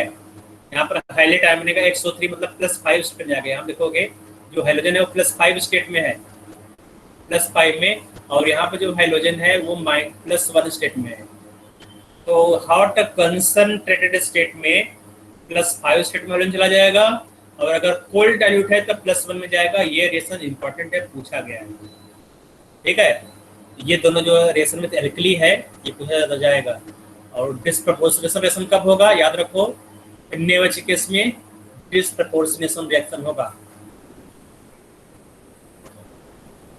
नेक्स्ट है bleaching action of halogen. Bleaching action, जो क्लोरीन है, chlorine acts as bleaching agent, its bleaching action is permanent. Chlorine water can also act as ink remover. तो आसान है, लोगों ने पढ़ा होगा, ठीक है। ब्लीचिंग पाउडर क्लोरीन से ही बनता है ना, जो ब्लीचिंग पाउडर। सर सल्फर का भी तो होता है ब्लीचिंग एक्शन, टेम्पररी जो होता है। तो जो SO2 है, सल्फर का नहीं, SO2 का, SO2 गैस, SO2 का जो ब्लीचिंग एक्शन है वो टेम्पररी होता है, ठीक है। जो क्लोरीन का क्या होगा बेटा, परमानेंट। ये भी क्वेश्चन पूछता है कि किसका परमानेंट होगा, किसका टेम्पररी होता है, ठीक है। आगे देखो रिएक्शन विद अदर हैलाइड्स। तो अगर KBr से क्लोरीन को रेड कराओ तो यहाँ पर हैलाइड एक्सचेंज हो जाएगा, जो हैलाइड है यहाँ पर एक्सचेंज हो गया है, ठीक है। जहाँ पर Br था, Br जान गया, Cl आ गया, Br2 बन जाएगा, Br2H+। और यहाँ पर क्या है, KiCl2, ठीक है। KiCl2 क्या कर देगा, यहाँ पर KCl2 बन जाएगा। यहाँ पर हैलाइड एक्सचेंज हो गया, जो लोअर हैलोजन है वो हायर हैलोजन को यहाँ पर रिप्लेस कर दे रहा है सॉल्ट से।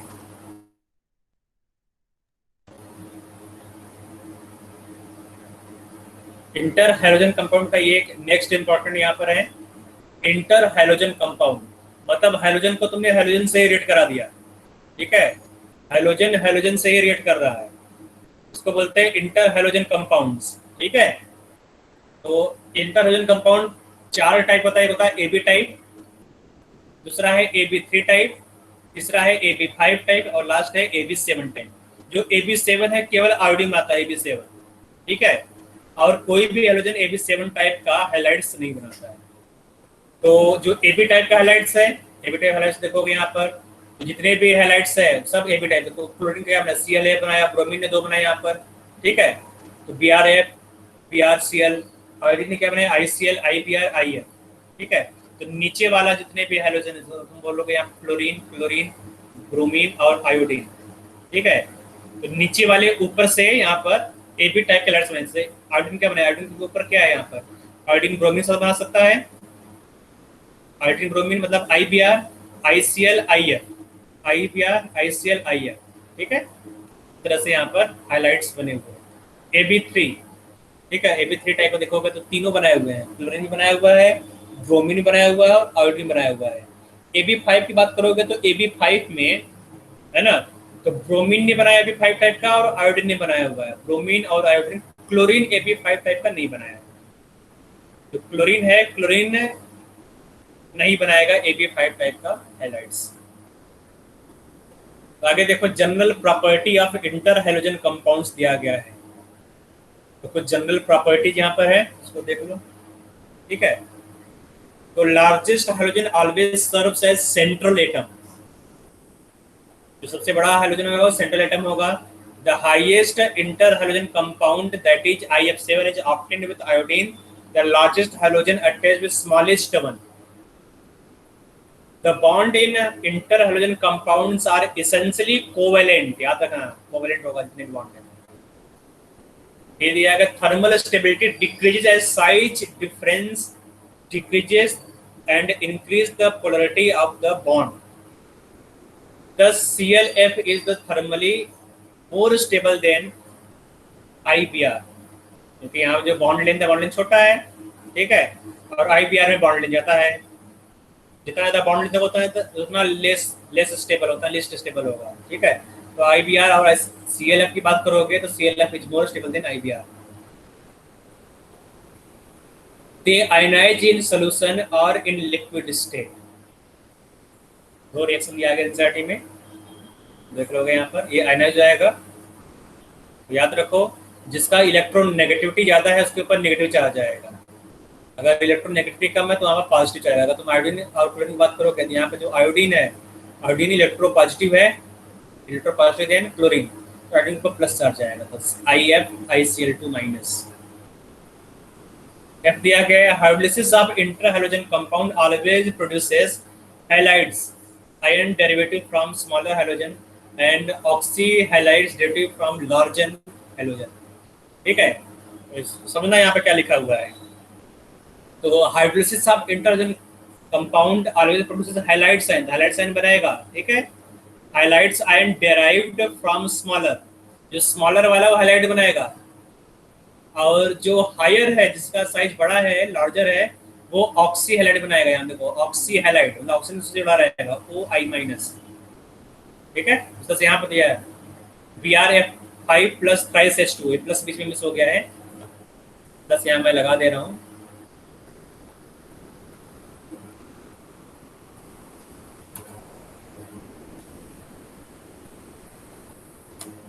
ठीक है, तो Br(F)5 plus 3H2O gives F- smaller वाला बेटा हैलाइड बनाएगा, और जो लार्जर है वो ऑक्सी हैलाइड बनाएगा BrO5 प्लस। तो याद रखो, यहाँ पर जो ऑक्सीडेशन स्टेट है, प्रोपीन का ऑक्सीडेशन क्या है, यहाँ पर तुम देखोगे प्रोपीन का ऑक्सीडेशन +5 है, तो जो ऑक्साइड बना है इसका भी ऑक्सीडेशन स्टेट वही होगा जो यहाँ पर है। आयोडीन का ऑक्सीडेशन स्टेट +1 है, तो यहाँ पर भी जो ऑक्सीडेशन स्टेट आयोडीन को निकालोगे +1 आएगा, ठीक है। तो याद रखो, हाइड्रोलिसिस में अगर हाइड्रोलिसिस हो रहा है तो हाइड्रोलिसिस में ऑक्सीडेशन स्टेट चेंज नहीं होगा, हाइड्रोलिसिस है ना, इसमें ऑक्सीडेशन स्टेट सेम रहेगा, ठीक है। इसे तुम बता सकते हो कि कौन सा ऑक्साइड बनेगा। तो यहाँ पर जो ऑक्सीडेशन स्टेट है वही प्रोडक्ट में ऑक्सीडेशन स्टेट होगा सेंट्रल एलिमेंट का। G, they are strong oxidizing agent।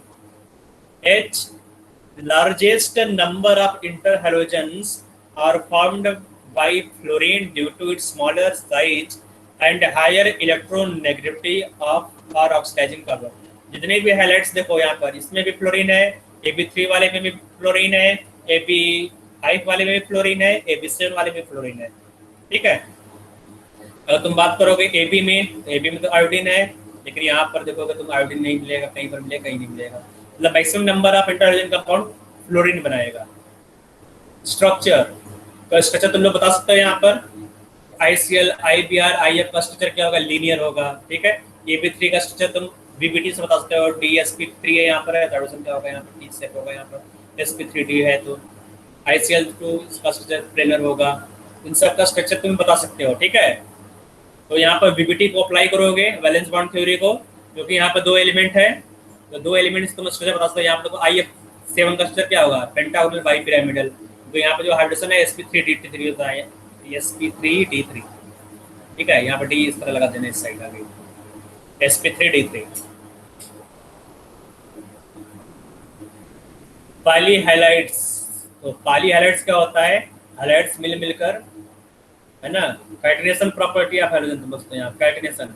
तो मैंने बताया था यहाँ पर I3 माइनस कैसे बनेगा? आयोडीन को KI सोल्यूशन में डिप कर दो, तो जो KI है वो आयोडीन को एब्जॉर्ब कर लेगा, I3 माइनस बना देगा। इसी तरह से यहाँ पर देखो Cl माइनस Br3 माइनस, इस तरह से ये सब पाली हाइलाइट्स है। यहाँ देखोगे 3 क्लोरीन है, 3 ब्रोमीन है, 3 आयोडीन, 2 क्लोरीन, 2 ब्रोमीन, 4 क्लोरीन। यहाँ पे देखोगे तो 4 क्लोराइड आयन है, 5 I माइनस। तो ये सब क्या है बेटा? पाली हाइलाइट्स है। तो ज़्यादा ध्यान देने की जरूरत नहीं है। यहाँ पे जो क्वेश्चन पूछेगा केवल I3 माइनस वाला पूछा है, ठीक है। तो केवल I3 माइनस पूछेगा, ये वाला फर्स्ट वाला, इसको याद कर लेना। सूडो हाइलोजन और सूडो हाइलाइट्स याद रखो बेटा, ये इंपॉर्टेंट है। कभी कोई पूछ देता है सूडो हाइलाइट्स क्या होता है, ठीक है। तो सूडो हाइलाइट्स याद रखो, कार्बन नाइट्रोजन, जो कार्बन जो CnH3 ट्रिपल बॉन्ड N, तो बात करोगे साइनाइड की, तो साइनाइड में जो बॉन्ड यहाँ पे देखोगे C ट्रिपल बॉन्ड N है। नाइट्रोजन का जो इलेक्ट्रॉन नेगेटिविटी है 3.0 होता है, कार्बन का 2.0 होता है, तो साथ में ट्रिपल बॉन्ड है। अगर तुम हाइड्रोजन की बात करोगे तो ये sp हाइब्रिडाइज्ड है, नाइट्रोजन भी यहाँ पर sp हाइब्रिडाइज्ड है, ठीक है। जितना ज्यादा हाइड्रोजन होता है उतना ज्यादा इलेक्ट्रॉन नेगेटिविटी होता है। जो साइनाइड है, जो साइनाइड बेटा यहाँ दिखा CN2 वोल्ट वाइज, तो ये हाइड्रोजन तरह बिहेव करता है। जो साइनाइड है ना वो हाइलाइट्स तरह, सूडो हाइलाइट की तरह बिहेव करेगा, ठीक है। इसी तरह से साइनेट है, OCN minus, SCN minus, SCCN minus, ये सब हाइलाइट तरह बिहेव करता है। अल्फा कंपाउंड बना लोगे, इसका डबल कर दो, तो ये क्या है? सूडो हाइलाइट, सूडो हाइलोजन, ठीक है। सूडो हाइलोजन मतलब कि इसका इलेक्ट्रॉन नेगेटिविटी हाइड्रोजन तरह तो है, लेकिन ये हाइलोजन है नहीं। इलेक्ट्रॉन नेगेटिविटी बहुत ज्यादा है, लेकिन ये हाइलोजन्स है नहीं, ठीक है। इसलिए इसको सूडो हाइलाइट्स बोला गया है इन सब कंपाउंड्स को। तो इसका स्क्रीनशॉट ले लेना। आगे हम लोगों को 2 कंपाउंड पढ़ना है हाइड्रोजन फैमिली में। एक कंपाउंड है क्लोरीन और दूसरा कंपाउंड है यहाँ पर हाइड्रोजन क्लोराइड, ठीक है। तो ये 2 कंपाउंड का स्टडी करना है। तुम लोगों का बेटा फेज टेस्ट कब है? पता नहीं सर, तुम लोगों का एक मिला होगा ना पूरा ईयर फेज का। प्लान दे रखा है, उसमें टाइम नहीं दे रखा कब है। फेज प्लान में क्या क्या लिखा गया है, क्या क्या बोला गया, क्या क्या टॉपिक हो चुका अब तक, क्या क्या बचा है वो बता दो, क्या क्या बच गया है इस पेज में?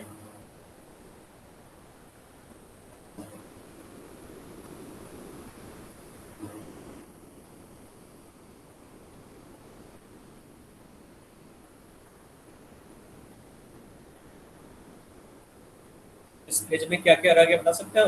तब तक मैं यहाँ पे इसको ओपन कर रहा हूँ। क्लोरीन और हाइड्रोजन क्लोराइड पढ़ना है यहाँ पर। क्लोरीन सर एलॉय करके कोई है, अलॉय इस तरह से लिखा हुआ है बेटा, अलॉय।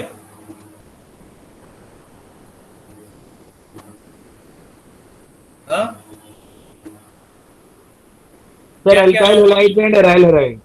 अच्छा, alkyl halides and aryl halides इसी पेज में है। Alkyl halide and aryl halides, ठीक है। और salt analysis and metallurgy. Salt analysis भी दिया गया है, सॉल्ट एनालिसिस लिखा गया वहां पर। यस सर लिखा हुआ है, और मेटलर्जी। अच्छा, मेटलर्जी बता देंगे। सॉल्ट एनालिसिस तो मुझे नहीं मालूम है, तो जो मेरे पास यहाँ पर दिया इसमें, ठीक है, अगर है तो बता देंगे बाद में। सॉल्ट एनालिसिस में अभी के लिए फिलहाल के छोड़ रहा हूँ क्योंकि ऑर्गेनिक स्टार्ट करना है, ठीक है। तो सॉल्ट एनालिसिस में बता दूंगा बाद में, क्योंकि उसमें ढेर सारे रिएक्शंस हैं। उसको मैं लास्ट में कवर करूंगा सॉल्ट एनालिसिस को। ऑर्गेनिक के बाद पूरा इनऑर्गेनिक एक साथ पढ़ते जाओ तो मन रुक जाएगा। तो मैं ओर्स एंड मेटलर्जी बता दूंगा, ores and metallurgy, alkyl halide and aryl halide and ores and metallurgy है तुम्हारे पास, है ना। Ores and metallurgy, alkyl halide and aryl halides, ठीक है। तो ये 2 चैप्टर इस पेज में बचा रह गया है अभी फिलहाल के लिए। देखते हैं यहाँ पर। तो क्लोरीन, आज बेटा क्लोरीन पर। तो प्रिपरेशन ऑफ क्लोरीन दिया गया यहाँ पर। On the industrial scale of chlorine, chlorine is prepared by electrolysis of concentrated aqueous solution of NaCl. In this process NaOH and hydrogen are byproduct। अगर इलेक्ट्रोलिसिस करोगे, तो तुमने पढ़ा बेटा इलेक्ट्रोकेमिस्ट्री में, तो बनेगा Cl2H2, ठीक है, तो क्लोरीन गैस यहाँ निकल गया। KMnO4 तो KMnO4 स्ट्रॉन्ग ऑक्सीडाइजिंग एजेंट है, ऑक्सीडाइज कर देगा Cl- को क्लोरीन में। MnO2 भी ऑक्सीडाइज कर देगा Cl- को क्लोरीन में। ठीक है, तो इन दोनों रिएक्शन को याद नहीं रखना है। ठीक है, तो आसानी से समझ में आ रहा है। ये प्रोसेस यहाँ पर डेकन्स प्रोसेस, इसको याद रखना है, एनसीईआरटी में दिया गया है। ठीक है, तो Deacon's process by oxidation of hydrogen chloride by atmospheric oxygen in presence of CuCl2 catalyst. तो HCl को अगर तुम ऑक्सीडाइज करोगे इन प्रेजेंस ऑफ CuCl2 तो क्लोरीन और वाटर बनेगा। तो ये इंपॉर्टेंट है, एनसीईआरटी में दिया गया, ये इतना इंपॉर्टेंट नहीं है, ये वाला तुम्हें ऐसे ही मालूम है। ठीक है, तो ये होगा तुम्हारा प्रिपरेशन ऑफ क्लोरीन। आगे वाला पढ़ना बेटा, physical properties. Physical property is greenish yellow gas, अभी ऊपर देखा तुमने सब colour, greenish yellow with pungent and suffocating order. It is about 2 to 5 times heavier than air. It can be liquefied easily into greenish yellow liquid which boils at 239 Kelvin. It is soluble in water. Come to the chemical property. Chemical property है यहाँ पर, कुछ ज़्यादा chemical property यहाँ पर दिया गया है, तो सबको देखेंगे। यहाँ पर नंबर 1 यहाँ दिया है, chlorine reacts with number of non metals. देखो यहाँ पर जो क्लोरीन है अल्मीनियम से रिएक्ट करके Al बना लेगा, सॉल्ट बना लेगा। ठीक है, तो यहाँ पर सबका क्या बना है बेटा, तो तुम देखोगे जो अल्मीनियम का वैलेंसी 3 है और क्लोरीन का वैलेंसी 1 है, तो यहाँ पर क्या बन जाएगा, जो सॉल्ट बनेगा वैलेंसी इंटरचेंज कर दो, यहाँ पर बन जाएगा AlCl3। फास्फोरस का वैलेंसी 3 होता है, ठीक है, क्लोरीन का वैलेंसी 1 होगा, तो यहाँ क्या बनेगा PCl3, सोडियम का वैलेंसी 1, क्लोरीन का NaCl। सल्फर का वैलेंसी 2 होगा, क्लोरीन का वैलेंसी 1 है, तो H2Cl3। एक मिनट, ये H2Cl3 बन गया है, H2Cl2 है, ये HCl2 होना चाहिए। वैसे H2Cl2 भी होता है, ठीक है, H2Cl2 भी होता है। थर्ड यहाँ पर क्लोरीन, यहाँ पर नहीं चल रहा है, यहाँ पर है ना, तो यहाँ पर सल्फर का वैलेंसी वेरिएबल वैलेंसी होता है, सल्फर का 1 भी होता है, सल्फर का 2 भी होता है, तो सल्फर यहाँ पर 1 वैलेंसी का तुम लोगे यहाँ पर, तो H2Cl2 बनेगा। तो क्लोरीन यहाँ पर क्लोरीन नहीं है, आयरन है, आयरन क्लोरीन से का FeCl3 बन लेगा। तो इन सब का 1 2 3 अब ये, ठीक है, ये तो नॉर्मल है, इसको तुम्हें याद करना पड़ेगा यहाँ पर सल्फर वाला। ठीक है, तो सल्फर वाले में स्टार लगा दे रहा हूँ, तुम देख लेना। नेक्स्ट है, ये एनसीईआरटी में दिया गया बेटा, ऐसा नहीं कि मैं ऐसे पढ़ा रहा हूँ। ठीक है, एनसीईआरटी में है ये रिएक्शन, सल्फर वाला भी एनसीईआरटी में दिया गया है। It has great affinity of hydrogen, तो हाइड्रोजन से रिएक्ट कराओगे तो HCl बनेगा, सब में देखो HCl बना हुआ है। ठीक है, H2S से भी क्लोरीन को रिएक्ट कराओगे तो HCl बन जाएगा। कार्बन से रिएक्ट कराओगे तो कार्बन को रिप्लेस कर देगा, यहाँ पर HCl बन जाएगा, यहाँ से हाइड्रोजन निकाल लेगा क्लोरीन गैस। ठीक है, तो यहाँ पर क्या है, ये तुम्हारा हाइड्रोकार्बन C2H16 C10H16, तो हाइड्रोकार्बन है, इसको तुमने क्लोरीन से रिएक्ट कराया तो HCl बन जाएगा। थर्ड है यहाँ पर विथ एक्सेस ऑफ, बेटा ये दोनों रिएक्शन जो है ये बहुत सारे एग्जाम में पूछा गया है। ठीक है, मेंस में पूछा गया है, तुम देखोगे नीट में भी कई बार पूछा गया, नीट में तो बहुत सारे रिएक्शन रिपीट होते रहते हैं, नीट में कई बार रिपीट हुआ है। और जो तुम्हारा UPTU है ना, यूपी टेक्निकल यूनिवर्सिटी जो है वहाँ पर यूपी के, उसमें भी ढेर सारे पूछे गए क्वेश्चन इस टाइप का।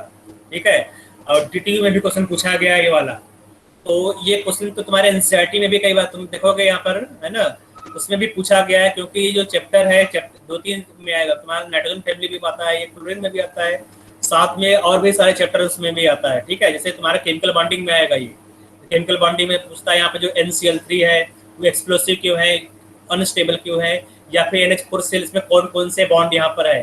ठीक है, तो ये बहुत ही इंपॉर्टेंट लेसन याद रखना है, मैं इसको डबल स्टार लगा दे रहा हूँ यहाँ पर, मतलब ये इंपॉर्टेंट है ये। ठीक है, याद रखना है, अगर अमोनिया एक्सेस में है तो NH4 सेल अमोनियम क्लोराइड बन जाएगा। अमोनियम क्लोराइड बेटा एक ऐसा सॉल्ट है जिसमें तीनों टाइप के बॉन्डिंग है, इसमें तुम्हारा आयनिक बॉन्ड है, ठीक है, इसमें कोवैलेंट बॉन्ड है, ठीक है, इसमें क्या बेटा यहाँ पर कोऑर्डिनेट बॉन्ड है, ठीक है। देखो इस तरह से यहाँ पर जब नाइट्रोजन देखोगे तो नाइट्रोजन के पास जो लोन पेयर है, देखो अमोनिया यहाँ पर तुम्हें दिख रहा होगा, अमोनिया में कोवैलेंट बॉन्ड है, नाइट्रोजन का जो लोन पेयर है, लोन पेयर डोनेट किया यहाँ पे H+ को, ठीक है, ये प्लस हो गया, ओवरऑल यहाँ पर जो प्लस है, प्लस को मैंने बाहर लगा दिया यहाँ पर कॉम्प्लेक्स के ऊपर, और यहाँ पर Cl माइनस है। ठीक है, तुम देखोगे नाइट्रोजन का जो कोऑर्डिनेशन नंबर वो 4 है, तो ये कॉम्प्लेक्स की तरह है यहाँ पर अमोनियम क्लोराइड, सॉल्ट है यहाँ पर, कॉम्प्लेक्स सॉल्ट। तो अगर क्लोरीन एक्सेस में तो NCl3 बनाएगा, जो NCl3 एक्सप्लोसिव है, हाईली अनस्टेबल है, अनस्टेबल एंड एक्सप्लोसिव। ठीक है, फोर्थ यहाँ दिया गया है, ये रिस्क तुमने ऊपर पढ़ लिया।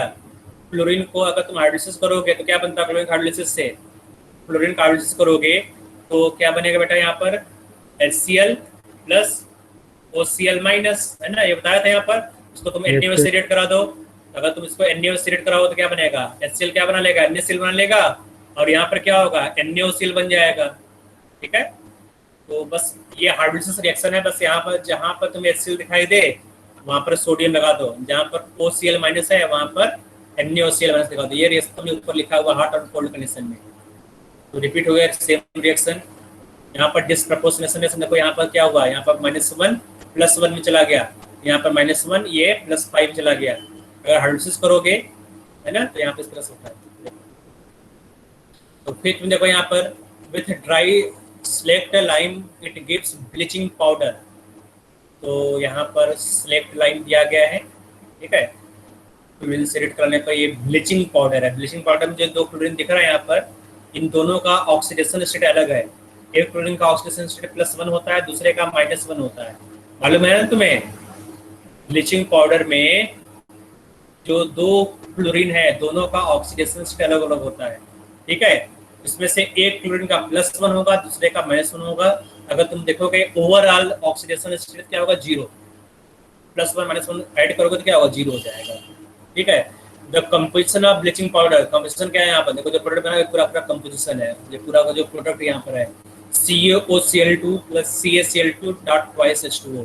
तो CaOCl2 CaCl2 Ca, ये तुम्हारा रिएक्टेंट यहाँ पर है, कुछ अनरिएक्टेड रह जाएगा CaOH होल ट्वाइस, है ना, जो अनरिएक्टेड उसको भी तुमने यहाँ पे ले लिया CaOH whole twice twice H2O।